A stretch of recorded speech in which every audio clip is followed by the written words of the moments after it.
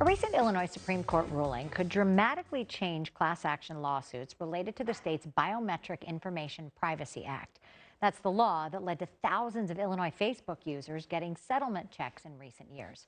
Attorney Salvador Lopez is here to explain. So many people got involved with that Facebook case, and I think lots of people got their checks and they thought, I am really smart. They were celebrating feeling like a winner.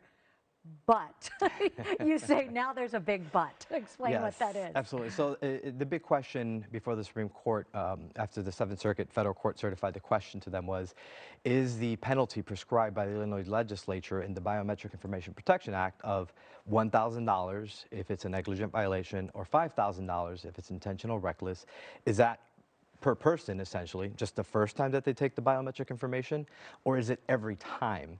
And in this case, Cothran versus White Castle, the Supreme Court said it's every time. So people were due a lot more money. Arguably, yes. I mean, someone who would have had hundreds or thousands of pictures up on Facebook and their face was scanned every time would have had a violation every time after this decision by the Supreme Court. So Facebook is not the only one. There are other places that take our information. If we are involved, if people are involved in other class action suits, what should they do now? Because, you know, it seems like you might not get exactly what you deserve. Well, these cases are typically brought as class actions because of the fact that they may have been lower value, right? No one's usually going to sue over $1,000 because litigation is expensive. But now, if you are part of a class action, you should immediately, we would advise you to immediately remove yourself because two people aren't going to have the same case. The most common situation right now is with employers who are taking fingerprints for timekeeping purposes. Someone who has had a full-time job gets scanned 2 to 4 times a day when they clock in, clock out for lunch, clock back in, clock back out. And the statute of limitations in another Illinois Supreme Court recent decision is established that at 5 years, someone who has had that job clocking in and out 4 times a day over 5 years is going to have a very different case than someone who maybe only worked at a company for 2 weeks or 2 months. So for people who really are unaware, where are the places that our biometric information is collected and then what's done with it after that?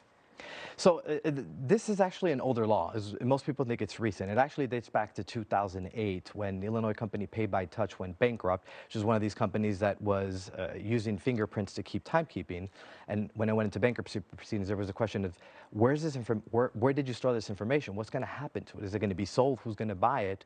So the Illinois legislature passed this law to protect biometric identifiers, which include facial scan, retina or eye scan, finger scan, hand scan, or voice print, with the idea being that if your social security number is stolen, your identity is stolen, eventually you can just get a new social security number.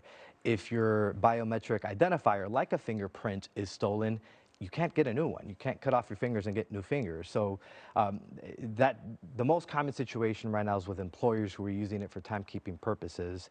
And there are some estimates between 200 or 300 class actions pending against very common employers that most people wouldn't guess. So the advice that we're giving people is if you work for a company that required you to use any biometric identifier, most commonly fingerprint or hand scanned, you should speak to an attorney as soon as possible to see if you have a claim.